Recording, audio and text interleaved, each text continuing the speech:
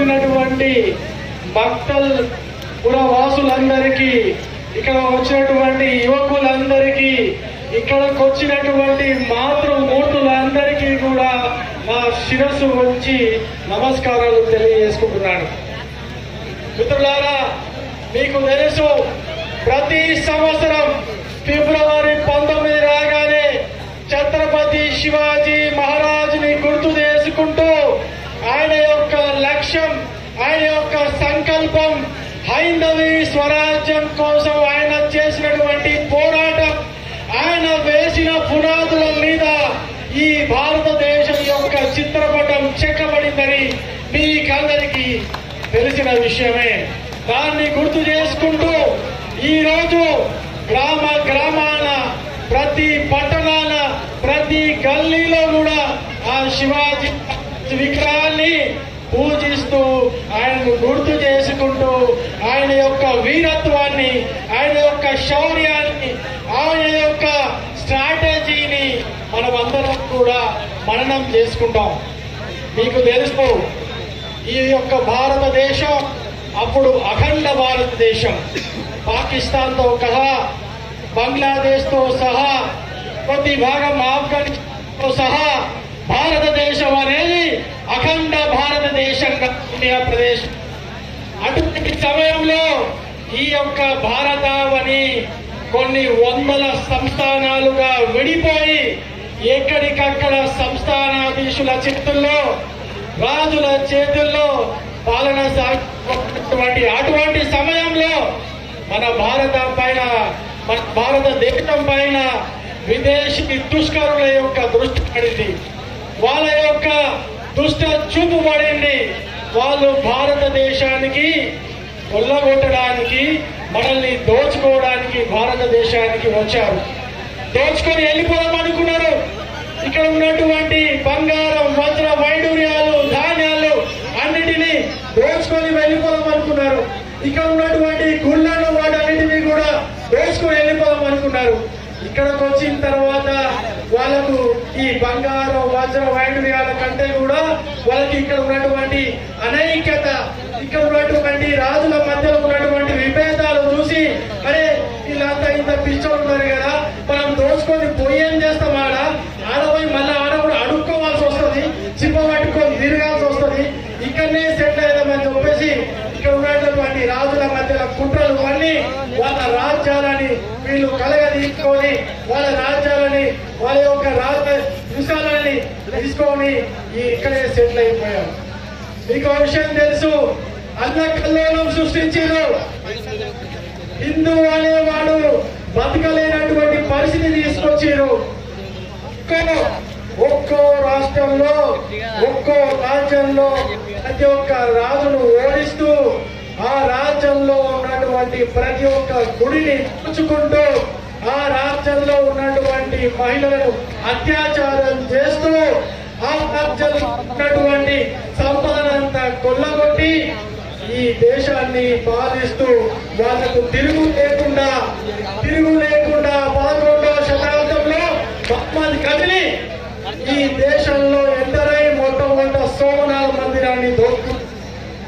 మహమ్మద్ గజనీ దోచుకొని పోయినటువంటి సంపదలను చుట్టి వాళ్ళంతా కూడా స్టార్ట్ అయ్యారు.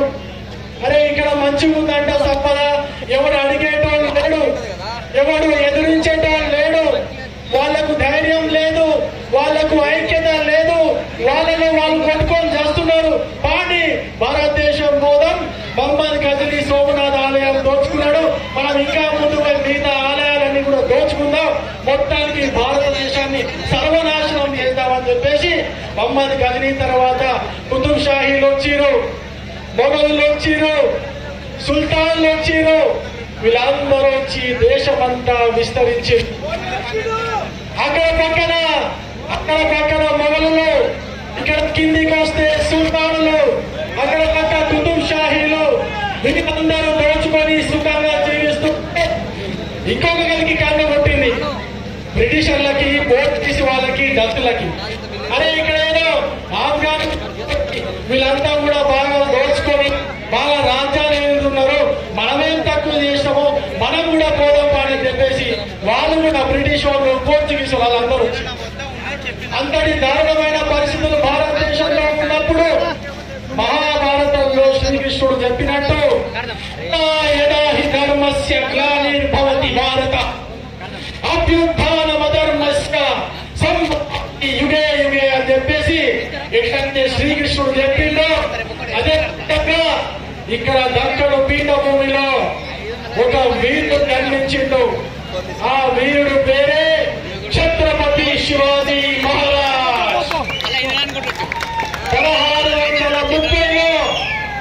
1630లో జన్మించినటువంటి శివాజీ మహారాజ్ చిన్నప్పటి నుంచే ఆ మాతృమూర్తి జిజియాబాయి ఒళ్ళో ఉగ్గుపాలు వాడుతూ వేదాలు పురాణాలు నేర్చుకుంటూ యుద్ధ విద్యలు నేర్చుకుంటూ నా కొడుకు శివాజీ నువ్వు ఎట్టి పరిస్థితుల్లో నువ్వు పెద్దగా అయిన తర్వాత సుఖంగా ఉండాలని కోరుకోకు.